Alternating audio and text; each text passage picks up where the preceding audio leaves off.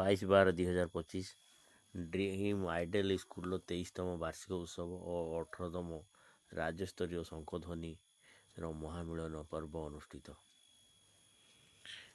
ଏହି ପର୍ବରେ ମୁଖ୍ୟ ଅତିଥି ଭାବେ ଓଡ଼ିଶା ସରକାରଙ୍କର OS ଓ SSG ଡିପାର୍ଟମେଣ୍ଟର ଅତିରିକ୍ତ ସେକ୍ରେଟାରୀ ଶ୍ରୀଯୁକ୍ତ ନୀଲିମ ମହାପାତ୍ର ଆନୁଷ୍ଠାନିକ ଭାବେ ଉଦ୍ଘାଟନ କରିଅଛନ୍ତି।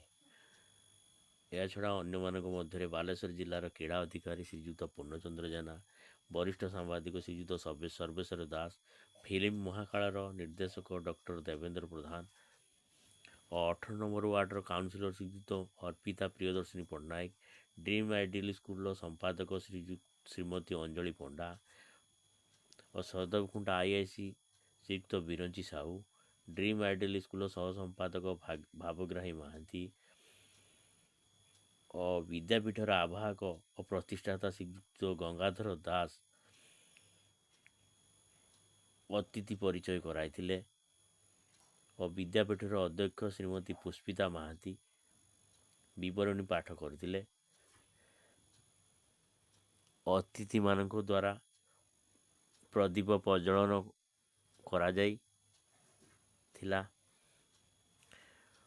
ଓ ପିଲାମାନଙ୍କ ଦ୍ୱାରା ଦେଶାତ୍ମକ ସଙ୍ଗୀତ ପରିବେଷଣ କରାଯାଇଥିଲା।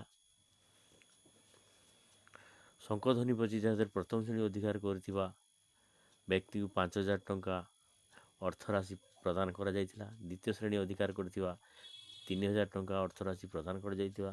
ତୃତୀୟ ଶ୍ରେଣୀ ଅଧିକାର କରିଥିବା ବ୍ୟକ୍ତିଙ୍କୁ 1,000 ଟଙ୍କା ରାଶି ପ୍ରଦାନ କରାଯାଇଥିଲା। ତାପରେ ପିଲାମାନଙ୍କ ଦ୍ୱାରା ବିଭିନ୍ନ ପ୍ରକାର ସାଂସ୍କୃତିକ କାର୍ଯ୍ୟକ୍ରମ ଅନୁଷ୍ଠିତ ହୋଇଥିଲା। राज्यस्तर शंखध्वनि प्रतियोगिता करुँ से शंखध्वनि प्रतियोगित आम पाँ उत्साहित करने सहित प्रत्येक अभिभावक पुरस्कृत रखिଛୁ। ए वर्ष 5,000 टंका 3,000 टंका 2,000 टंका मंचर पुरस्कृत कर द्वारा खाली पिला आम उद्दीपक सृष्टि करूँ समाज को संस्कार संस्कृति उद्दीपक सृष्टि कर आम आज बार्ता। धन्यवाद।